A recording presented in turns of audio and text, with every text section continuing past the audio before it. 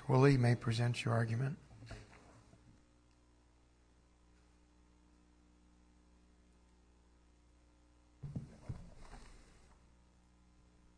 May it please the Court, Counsel.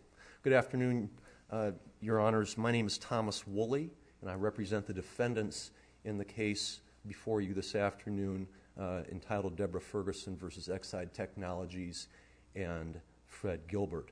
This case involved a two-count claim by the plaintiff against my clients. The first claim alleged a statutory violation of Iowa Code Section 730.5, which is Iowa's drug testing statute.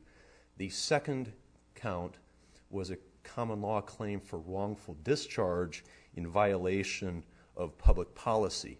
The public policy that served as the basis for the second claim, the wrongful discharge claim, was the drug testing statute, which itself contains a statutory right of action. The issue that this court is asked to decide for the first time is whether a common law claim for wrongful discharge based on an employer's violation of the drug testing statute is available to an employee when an express provision of the drug testing statute provides a comprehensive remedial scheme. Now, the facts that give rise to this case with respect to liability are undisputed. As a matter of fact, 5 months after being served with the petition, we filed an amended answer and admitted liability for the underlying drug testing violation. In our motion, we said to the court, hey, the only thing there is left to do here is hold a bench trial and decide the issue of what remedy or remedies are available to the plaintiff. We also then filed a motion for summary judgment on the wrongful discharge claim, arguing to the trial court that the drug testing provision provided the exclusive remedy, and therefore the wrongful discharge claim should be dismissed as a matter of law. The trial court denied our motion and in fact granted the plaintiff's motion for summary judgment on that same issue. So in October of 2016, just by way of briefly on the facts, Your Honors, the plaintiff complained of having arm soreness, and she had a couple weeks of physical therapy and was placed on light duty. About 2 weeks later, she told the plant nurse that her pain had not gone away, and so we sent her to the workers' comp doctor, and because of that, the company said, hey, you need to be subject to a drug test. They deemed it to be not a violation, but rather a workplace accident. The plaintiff refused a drug test, and she was terminated pursuant to the company's written policy that provided that a refusal to take a drug test is the same thing as a positive drug test result. She was therefore terminated. Mr. Wolle, Yes. The legislature obviously knows we have this public policy tort Yes. that we've recognized. Why shouldn't we rely on the legislature to therefore inform us if they create a civil action as well, that the civil action that they create is the exclusive remedy? Your Honor, Iowa law is clear that the fact that the statute itself doesn't say that it's the exclusive remedy does not create a presumption that it is the sole remedy. Rather, the issue is whether the statute that the legislature has enacted itself provides a comprehensive remedial scheme. In fact, this case is...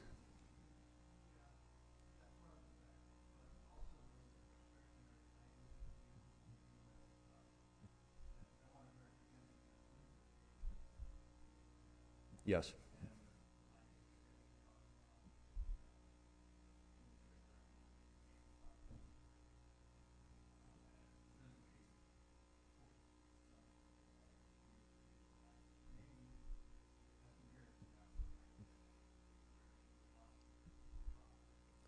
Certainly. And you're on.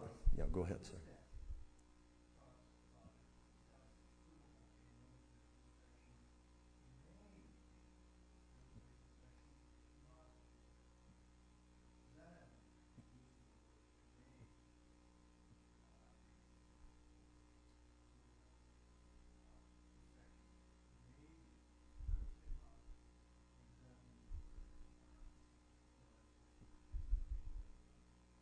Your Honor, first of all, with respect to the Zinsser case, I think it's critical to note there that that involved not a private claim before a court, but rather an administrative remedy. That's the same thing as in the Tullis case, where the Wage Payment Collection Act provides that an employee may pursue an administrative action, but then the only way that that case can get to district court, whether it involves IOSHA, as in Zinsser, or involves the Wage Payment Collection Act, as in Tullis, is if the commissioner then decides to bring an action in district court. That's a far different situation than we have here.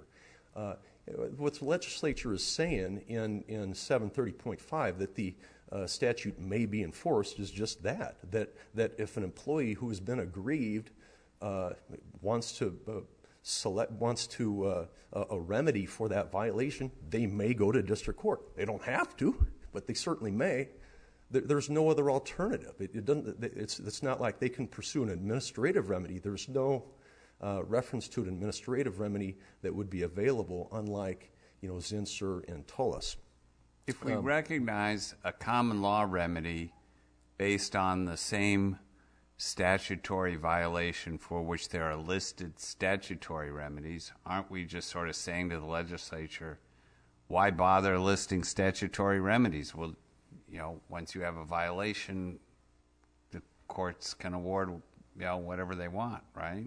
Well, the legislature is entitled in enacting statutes to, look, as this court has noted before, there are a lot of factors involved in when the legislature, a lot of different competing interests for an employer, an employee, and society.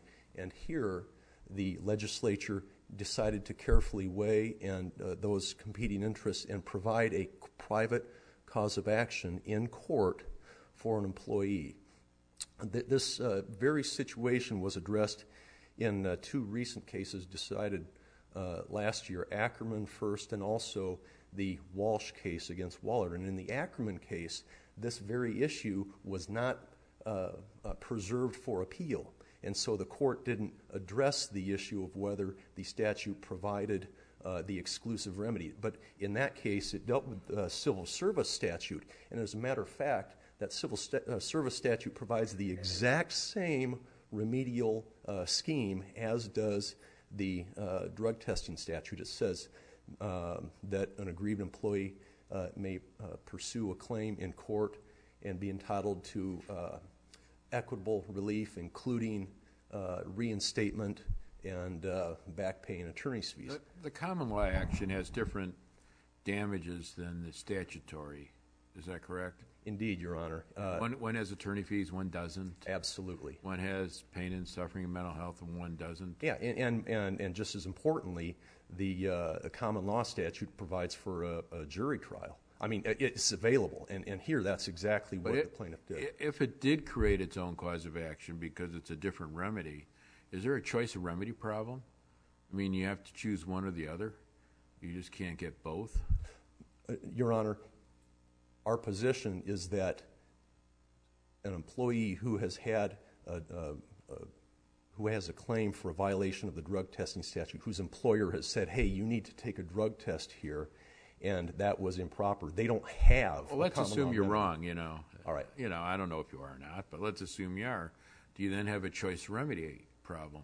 But you can't get both remedies. You can't get the best of both worlds. Your Honor, I guess I don't see it that way. Frankly, if I am wrong about this, if we're wrong and it's not the exclusive remedy, then I think it would be possible for both the statutory violation and the common law claim. But our position is that... here's the way I look at it. It seems to me a reasonably close question. Clearly your client did something wrong here. It seems to me a reasonably close question whether they actually violated the statute or they violated the public policy underlying the statute. But it seems to me if they violated the statute, then that's which the lower court found they did, then the remedy arguably should be what the statutory remedy. If they violated the public policy underlying the statute and not the statute itself, then we're in kind of the world of the public policy wrongful discharge remedy, which, as Justice Wiggins points out, has a separate set of remedies. What I have trouble envisioning, I'm going to ask the other side about it, is the world in which they're entitled to both at once. Your Honor, thank you, Your Honor. Our position is that the public policy, that is a public policy that an employee cannot be subject to a drug test that is in violation of the statute. That's the public policy, but that is embodied within the statute. And the legislature told us what the remedial scheme is: reinstatement, with or without back pay and attorney's fees. And the legislature carefully considered the competing interests, and as Justice Waterman indicated in the Ackerman case, in which the defendant had not preserved that case, that claim for had not preserved that, but Justice Waterman said that it would be inappropriate for the court to it would essentially be a violation of the separation of powers for the court to get involved in that kind of situation when the legislature has expressly told us what the remedial scheme is. Well, so how do we deal with statutory nuisance? We have common law nuisance and statutory nuisance. We've held that either the statutory nuisance does not preempt common law. The elements of statutory nuisance are a little bit different. The recovery is a little bit different. But we said the common law action for nuisance and the statutory action for nuisance both coexist. Your Honor, I must respectfully address it by saying that probably is an issue for a different day, because I don't know the law of nuisance. What I do know is the law of the drug testing, and under the clear precedent of this court, it's the exclusive remedy. We have a number of cases that give you either a work comp remedy or a personal injury remedy. And if you do not have workers' compensation insurance as an employer, the employee could elect to take either remedy. And they're inconsistent with each other. They have different elements. Workers' comp, you don't get pain and suffering and all that stuff. And we have held that if they're inconsistent and there are two remedies, you have to choose your remedy. You can't have both.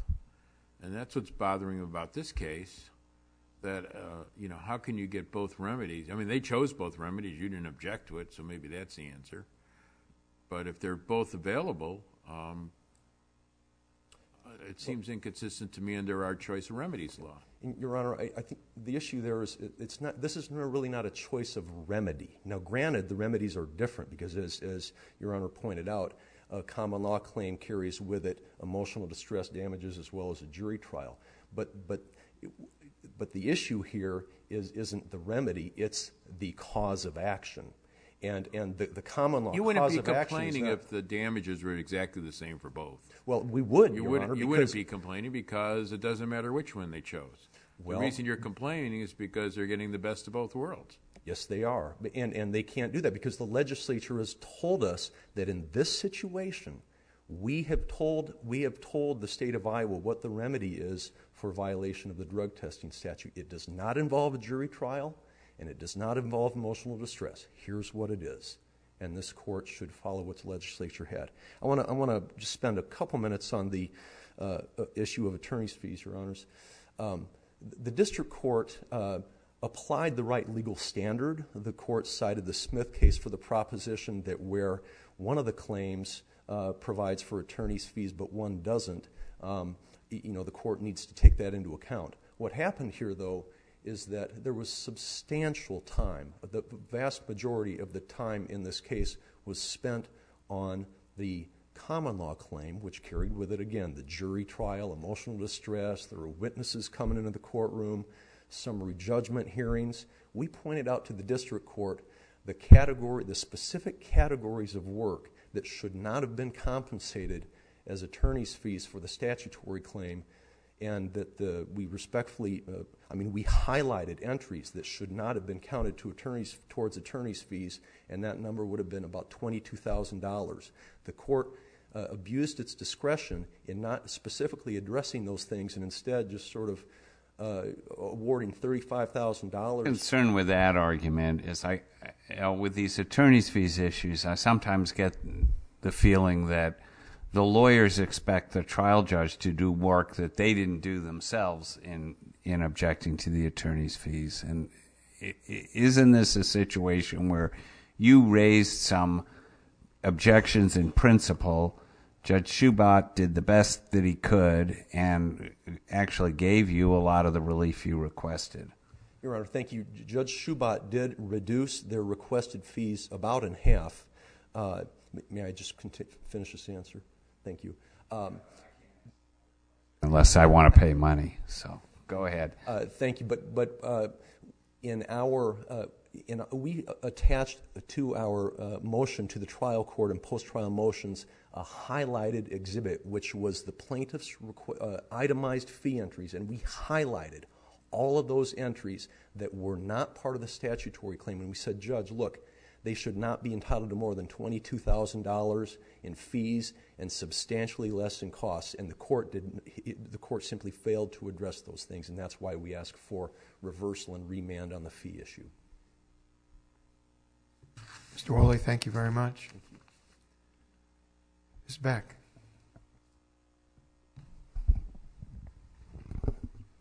May it please the court, counsel. My name is Amy Beck, and I represent the plaintiff in this case, Deborah Ferguson.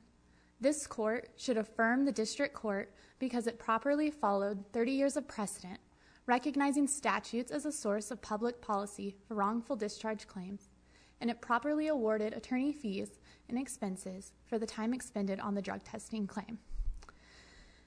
Defendant's argument ignores 3 decades of precedent recognizing statutes as a source of public policy. We're not asking this court to do anything different.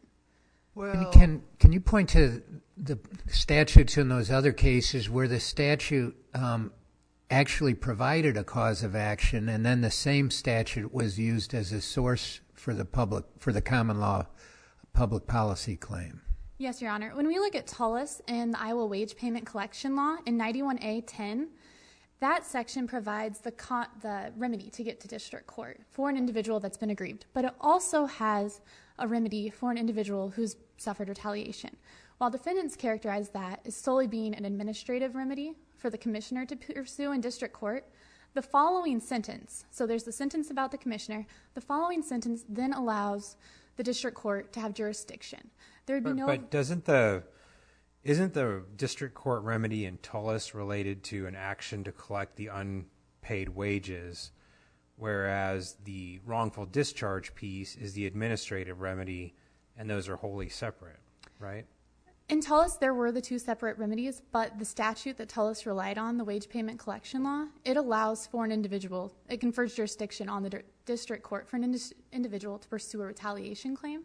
But does the statute allow for a district court action? Maybe you just said this and I missed. My understanding is the statute allowed for an administrative remedy for retaliation and an administrative/district court remedy to collect wages. Is that right? When you look at the statute, it can be interpreted in 2 ways, whether that's first for just the commissioner to be able to pursue that retaliation, but then there's a following sentence after the section that discusses the commissioner being able to pursue the claim in district court that says the district court has jurisdiction over the action. So there's room for an individual to bring that retaliation claim. But that doesn't matter so much because the key focus here is whether the section 730.5, the drug testing claim, is preemptive, whether it's this exclusive remedy. We don't even need to get to the fact that there's also a statutory claim there if it's a permissive statute. This court in Northrop found the Iowa Civil Rights Act was preemptive, and notably in that case, the focus was on those strict administrative requirements, that strict remedial scheme. The court noted that there was the must file a complaint with the Iowa Civil Rights Commission in order to pursue the claim, and then also noted that a claim would be barred if it wasn't brought within 90 days of the right to sue being issued. I mean, if we back up, and this is sort of the question I asked the other side, said I was going to ask you, what's the point, what's, from the legislature's perspective, why have all these remedies listed and afforded in the statute for a private civil action if the plaintiff can just also collect under the common law as well. Why bother even listing? That doesn't make sense. Well, the purpose of the statutory remedy as well as the wrongful discharge remedy are separate. The legislature knew when it did the most current iteration of Section 730.5 in 1998 that the wrongful discharge in violation of public policy claim was out there, that was possible. If the legislature wanted to confer it as the exclusive remedy, it could have done so. In Zinsser, this court noted that the legislature could have said IOSHA was the exclusive remedy if it wanted to do so, when it found that that statute was permissive. We also have to look at the purpose of the public policy claim, and that's to protect the societal interest. The statute would be rendered toothless, essentially, if an employer could retaliate against an individual and then not have any aggrievement process if there also wasn't a violation of 730.5 where the individual was aggrieved. But It isn't toothless, yeah. Well, Your Honor, there's an example where, imagine a situation where an individual submits to an illegal drug test and they pass it. They then complain because they later learned that there wasn't reasonable suspicion or that it wasn't random. Then they're fired in retaliation for that complaint. That individual would have no recourse under 730.5. And I agree. That individual might well have a public policy under our precedents. That's right. But the whole point of the public policy is to drive at the situation where the employer does something that's in violation of a public policy enacted in the statute, but the legislature hasn't provided a remedy for it. So what we do as a court is say, well, we don't think the legislature would have wanted the situation to go unremedied, so we're going to provide a public policy common law remedy. Here the legislature provided a remedy. So isn't that different? It's not different than our prior precedent. When we look at Fitzgerald, Tullis, Zinsser, Laura versus Thomas, all of the statutes had some level of remedy. Specifically in Fitzgerald, the court noted that there would also be protections with the public policy claim when a statute expressly protected employee rights, as well as when it was implied. There wouldn't have been a necessary purpose for that second sentence if the court wasn't also going to recognize situations where statutes do provide protections. What is the effect of the may language in the statute? May bring a claim. The may language makes it permissive. If we look to Chapter 4 of our statutory construction chapter, may is a power. Shall is a duty, must is a requirement. The Civil Rights Act, which has been found to be preemptive, includes that must language. So under your analysis, you could bring a wrongful discharge act and not bring the act under the code section. Correct, Your Honor, because there might not always be a situation where an individual can consider themselves aggrieved under 730.5. Doesn't that get you back to a choice of remedy problem? I mean, the legislature gave you one remedy for one action. The common law gives you a remedy for the other action, and it seems to me under our choice of remedy law, you can't get both. No, Your Honor, because they're separate and distinct. The first count is about the violation of the statute of Section 730.5. The second count is then about the retaliatory discharge that happened next. When we look at the... What was the violation of the statute that was different than the termination of her employment? So the violation of the statute was when defendants requested that she... So why would her measure of damages be pay in any way if the harm that you're claiming is just the wrongful request to take a test when the statute doesn't authorize it?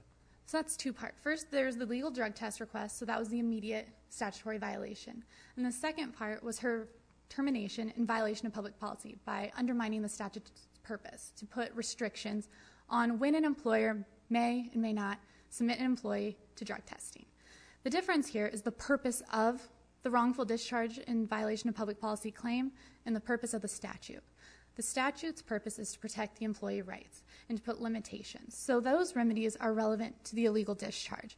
Then the wrongful discharge in violation of public policy claim relates more so to the societal interest at large and pursuing the purpose the legislature set forth and protecting the societal interest of making sure our laws are enforced. I want to make sure I'm clear on this. I thought that both of these causes of action related to the termination of her employment. And then the jury was instructed here it find termination of employment was a cause of damage and then the amount of damages. They do both relate to the termination of her employment, but there's not an express retaliation provision in 730.5 that limits it. So the retaliation was what happened afterwards. So there are some situations where an individual might not be aggrieved by 730.5, but have a public policy claim, as I noted How did before. they retaliate other than the termination? What else? What other retaliation was there? The termination was the retaliation, but her employment, the violation of 730.5 happened with the illegal test request. All right. But here, where you're relying on the same statute that provides a right to sue, and then using that statute as a source of the common law right to sue, aren't you in effect asking us to rewrite the statute to provide additional remedies the legislature chose not to allow, such as pain and suffering or emotional distress? No, Your Honor. When we look to your dissent in Ackerman, you cite the Restatement of Employment Law, Section 5.01, E. And it's there where the restatement noted civil service statutes and civil rights acts are often preemptive. But then the restatement provides a variety of factors that I recommend this court look at. If you look at the employee having a private cause of action under the statute, that's a factor that is considered.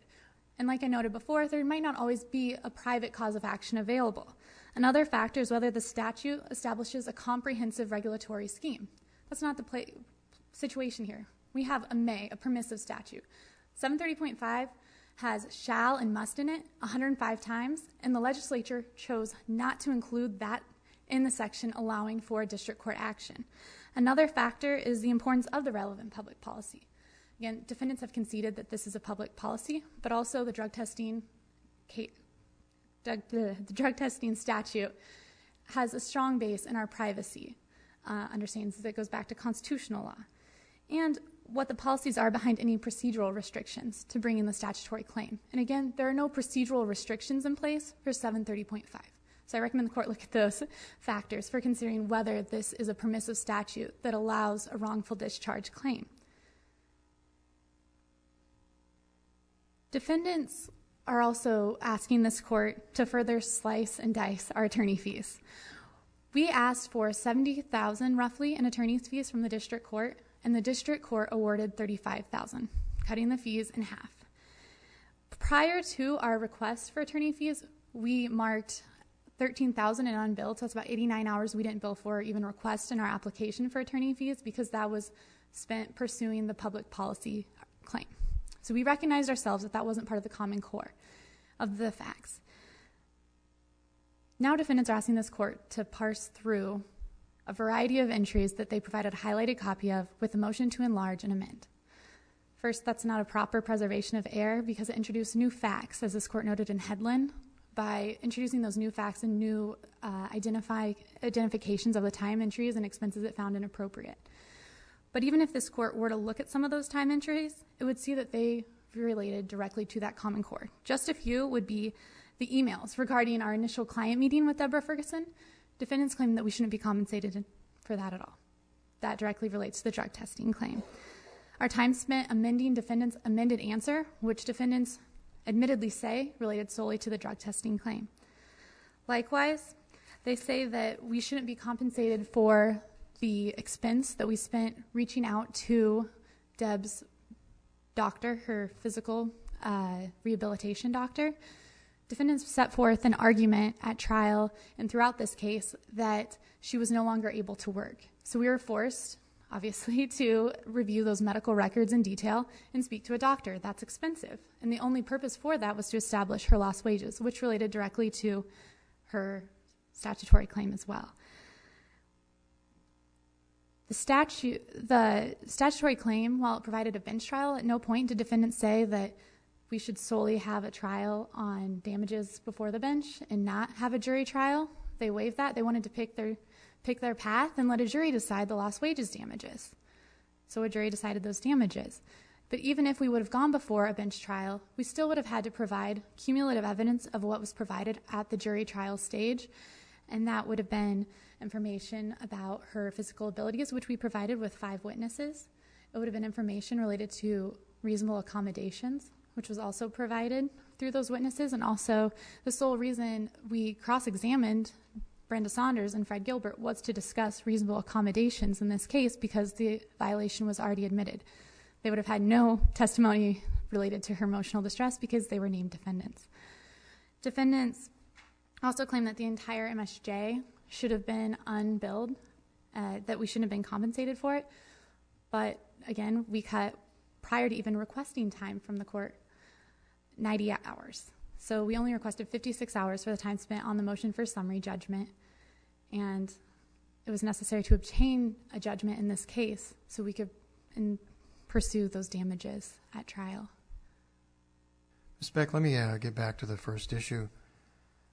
In Springer and Conaway and those cases, would we have recognized the tort of public policy in those cases if the statute had provided a civil remedy?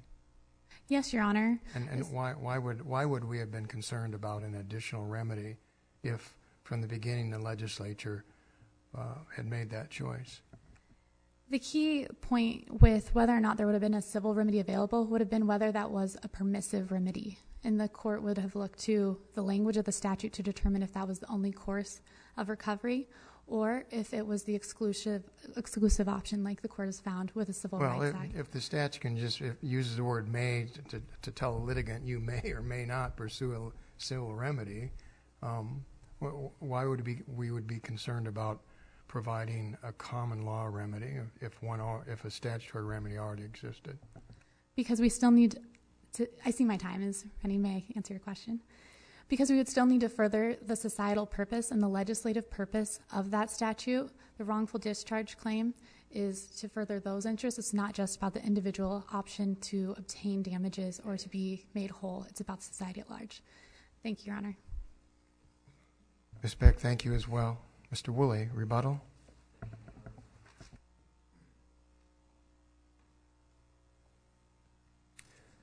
Briefly, Your Honors, I think it is important to go back to the very purpose of a claim for wrongful discharge, which was the last question addressed by Your Honor.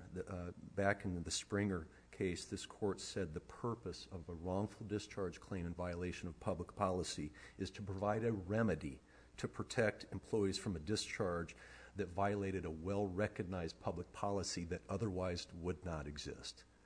The legislature has told us what remedy exists for a violation of this public policy, and it is a bench trial for equitable relief, including back pay and attorney's fees. I indicated earlier that the legislature's silence on whether or not this expressly is the only avenue does not itself mean that does not mean that there's a presumption. That was this court's decision in the Gable versus City of Cedar Rapids case back in 1978, which was also cited in the Van Bale case, where the court said that this silence does not indicate the legislature intended for the chapter's remedy to be non-exclusive. And that's when the court said, rather, we have to look to statutory construction, and then the statutory construction gets us into this whole Van Bale and Walsh versus Waller discussion about whether the statutory language contains a comprehensive remedial scheme. That's exactly what we have here. The use of may means that if a litigant chooses, if an employee chooses to bring a cause of action for a violation of the drug testing statute, this is the avenue they need to do. Can you more directly address the Tullis case? That case, to me at least, seems problematic in that it was a fairly robust scheme that allows different causes of actions for different violations of the statute.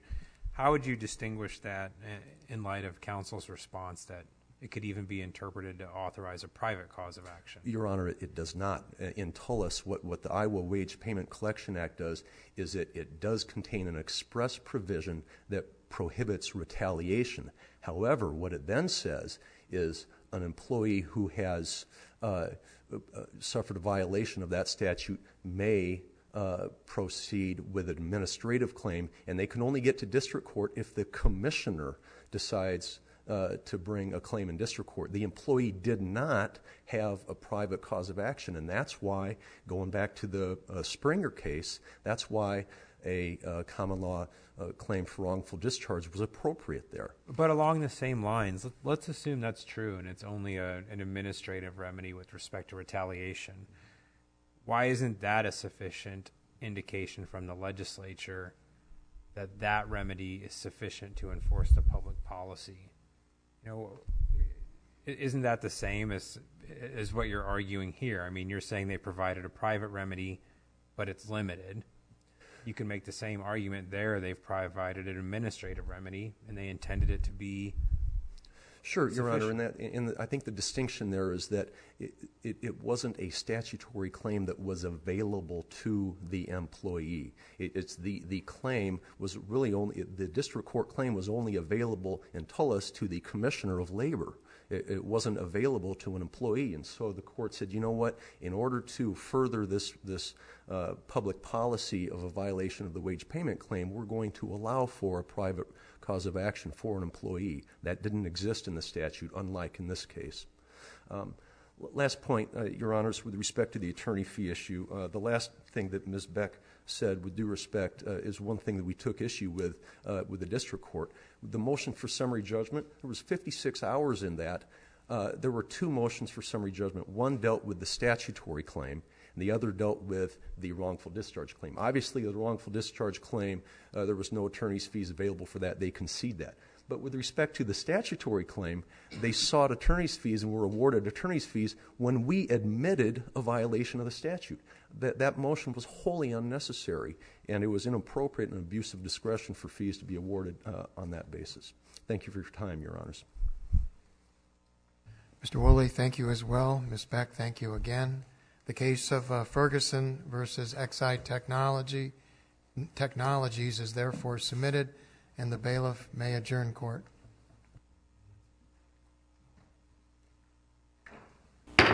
Hear ye, hear ye. The Honorable Supreme Court of the State of Iowa is now adjourned.